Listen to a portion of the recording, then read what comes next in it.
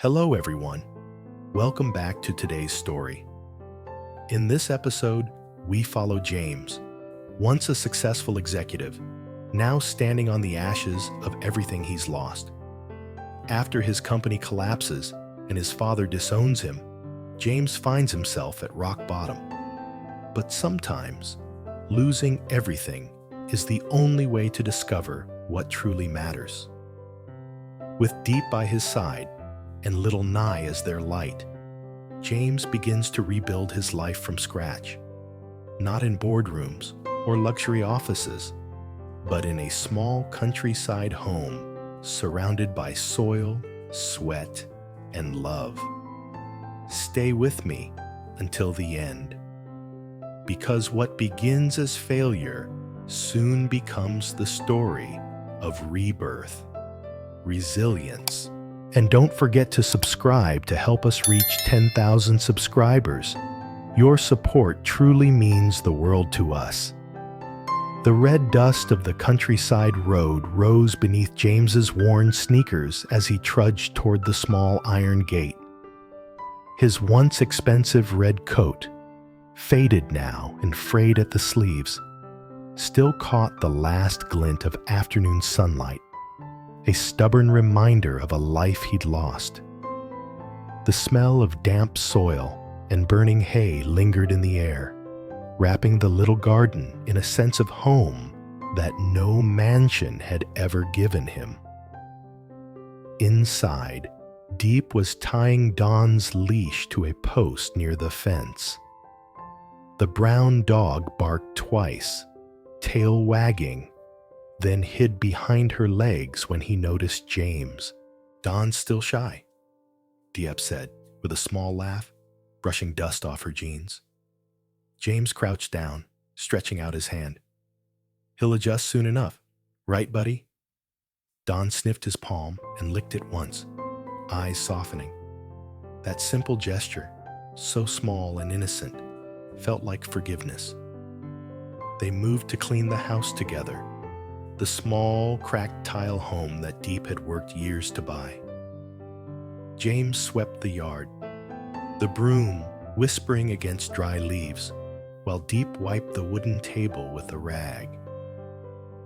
The air was full of the soft rustle of the grapefruit trees, bird song, and distant chatter from neighbors. "Plant that young tree in the corner," James said, pointing toward a bare patch near the fence. Diep grabbed a shovel, digging carefully. The soil was damp and cool. James carried water from a bucket and poured it over the roots. The scent of earth and grass rose around them, real, honest, grounding. "The fence looks solid," he said, standing straight and wiping sweat from his temple. "No way the chickens will get through this time." Diep smirked. "You said that last time too. Remember how they destroyed the sweet potatoes?" James laughed quietly, shaking his head. "Yeah, but this time, I mean it." Don stretched out under the papaya tree, half asleep, tail flicking lazily. The late afternoon sun turned everything gold. Diep climbed on an old stool to hold a wooden post while James hammered it into place. "Check if it's straight from up there," he called out. Diep squinted. "Almost. Tilt it a little left." He adjusted. "Now. Perfect." They both laughed. Sweat rolled down their faces, but it didn't matter. In that moment, labor didn't feel like struggle. It felt like life, like two souls building something that no storm could take away. When the fence was done, James plucked a ripe grapefruit from a low branch, its skin glowing like gold in the light. "Here," he said, tossing it to Diep. "Try this one." She caught it clumsily and laughed, peeling it open. The scent filled the air instantly. She bit into a piece and smiled. "Sweet. Sweeter than the ones we used to buy in town." Our garden's nearly ready for harvest, James said proudly. Maybe we can sell some at the market. Or keep a few for Nhi's school fair, Diep added, wiping juice from her lips. They sat together beneath the shade of the tree, sharing grapefruit slices and laughter. It was simple, almost too simple, yet somehow perfect. After a long silence, Diep spoke, voice thoughtful. We should build a small bathroom out back. Showering outside every night feels like camping. James chuckled. Yeah. And maybe a proper chicken coop, too. Don's too lazy to guard them. She laughed, tapping his arm. He's just like you. All bark, no bite. James grinned, pretending to be offended. Hey, I'm the one who fixed that broken faucet, remember? After it flooded half the kitchen, she teased. The sound of their laughter mingled with the rustling leaves. School's almost over, Diep said softly, glancing at the horizon. We should rest a bit before picking up Nhi. James nodded, gazing at the faraway fields where farmers were still working under the dying light. We'll make things better, Diep. You'll see, little by little. The promise hung in the air, fragile but real. As the sun dipped lower, light filtered through the leaves, painting streaks of gold across their faces. Diep leaned her head gently against his shoulder, listening to his heartbeat. It was strong and steady, like the rhythm of something beginning again. But then, James's voice broke the calm. Diep, there's something I've been hiding from you. She lifted her head, brows furrowing. What is it? He hesitated, eyes fixed on the ground. My father. He removed my name from all the companies. Every account, every share, everything's gone. And the main branch went bankrupt. I have nothing left. The words hung heavy in the quiet evening. Even dawn stirred, ears twitching. Diep didn't speak for a long while. Then, in a calm voice, she said, I already knew something was wrong. You've been quiet lately. You don't check your phone, don't go to meetings. I could feel it. James's voice cracked. I didn't want to tell you. I thought you'd be tired of me.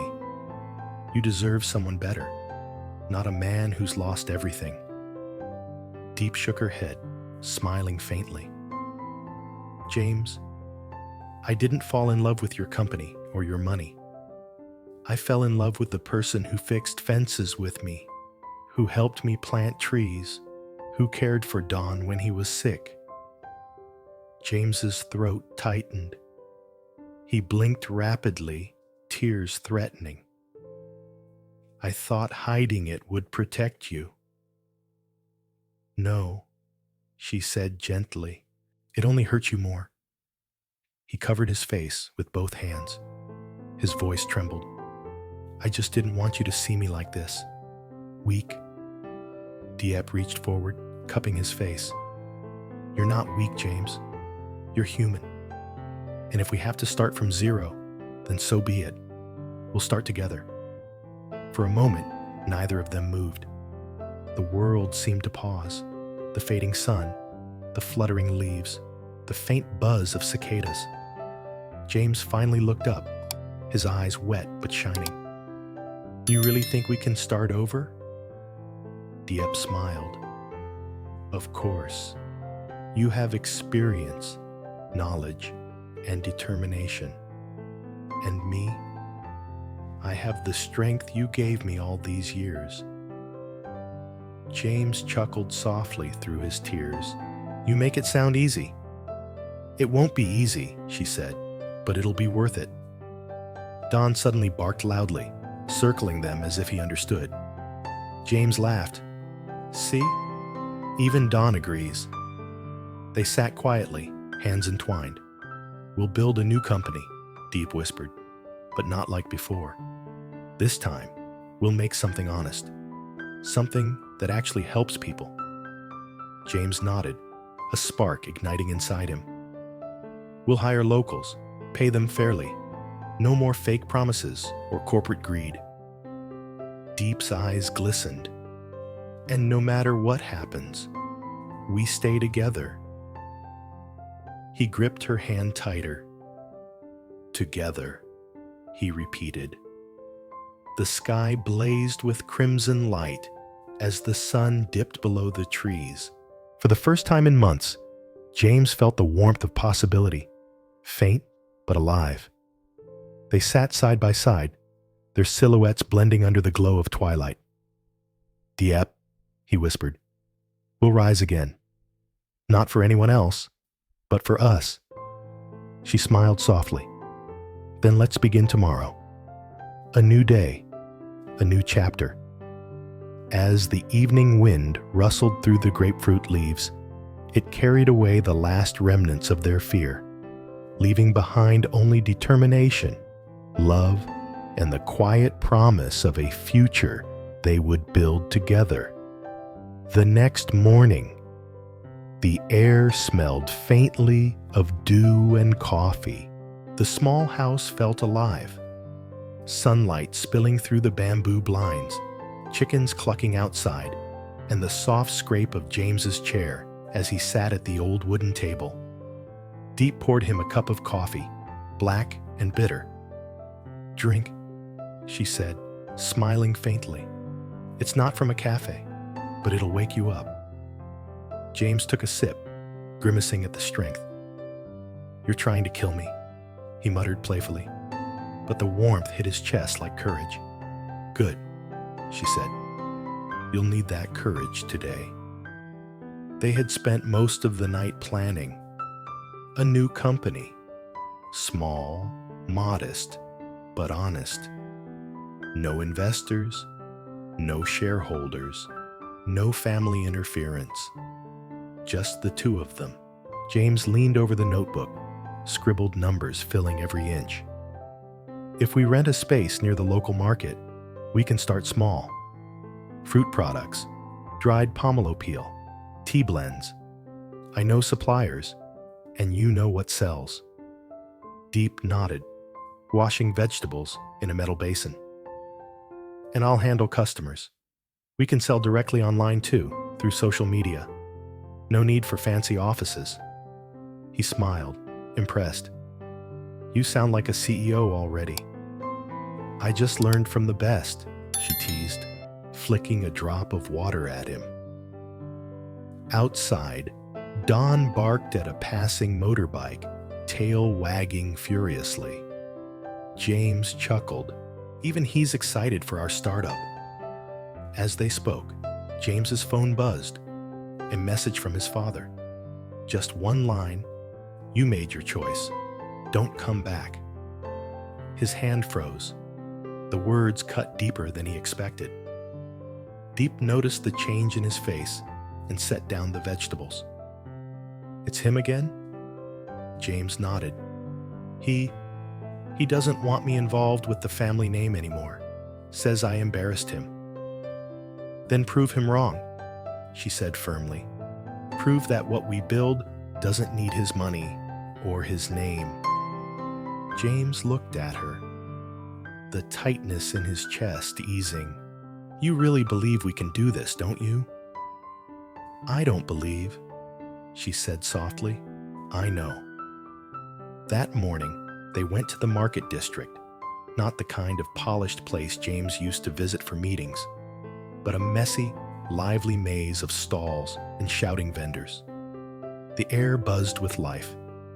The clatter of weighing scales, the smell of grilled corn and fresh herbs.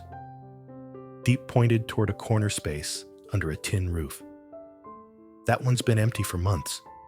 We can clean it up and start there." The owner, an old man with a kind face, offered a fair price.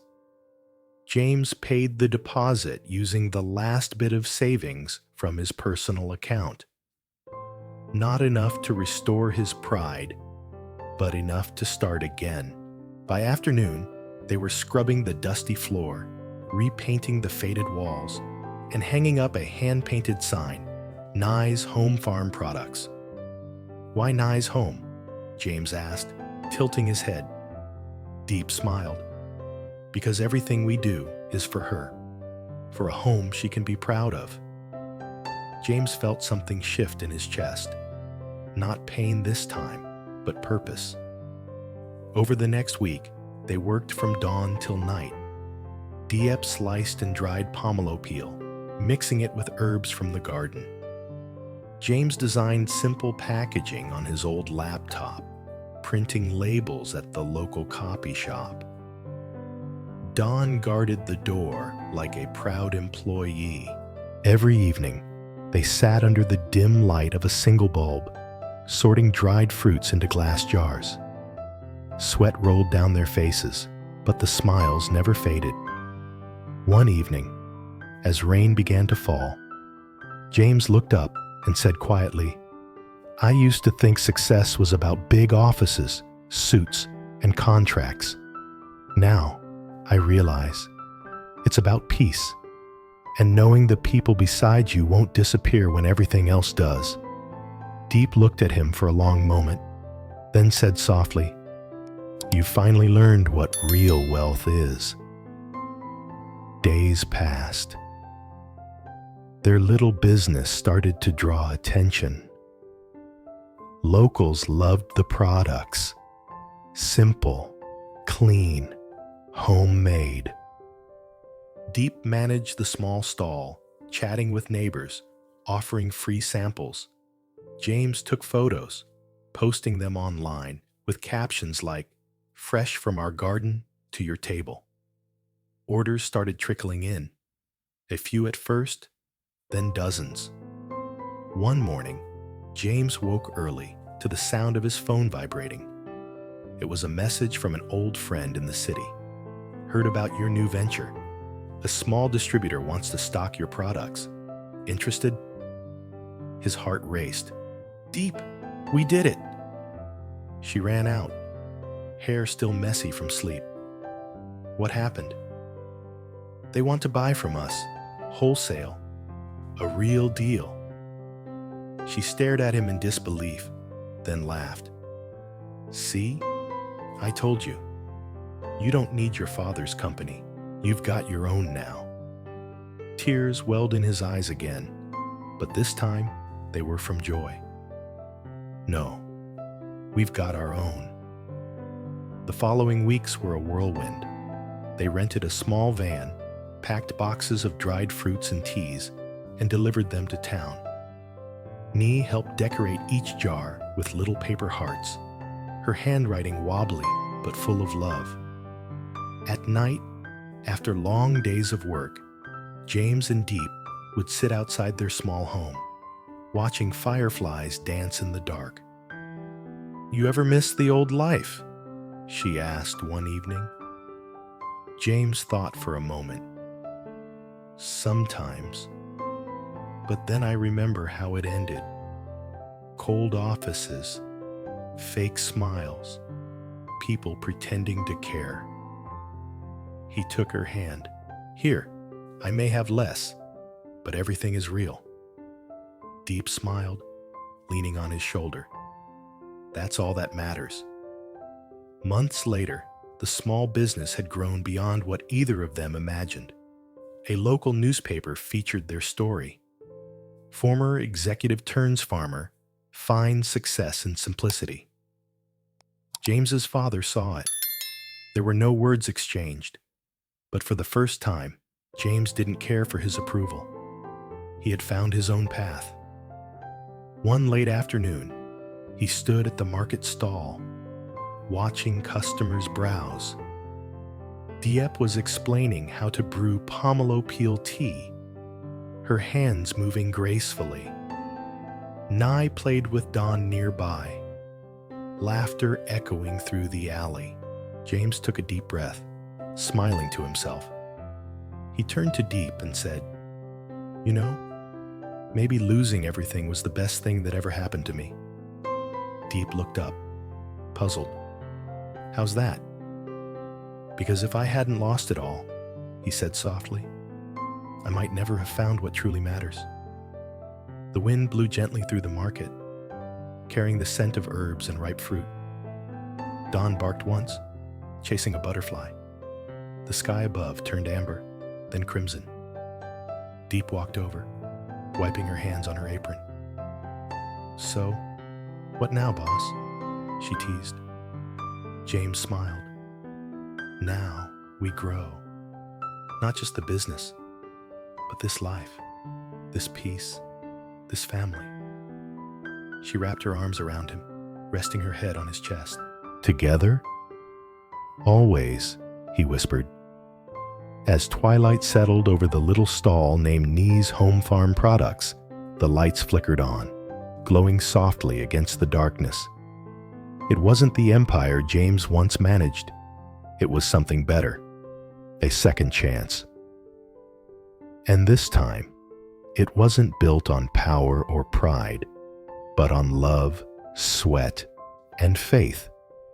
The kind of foundation no bankruptcy could ever destroy.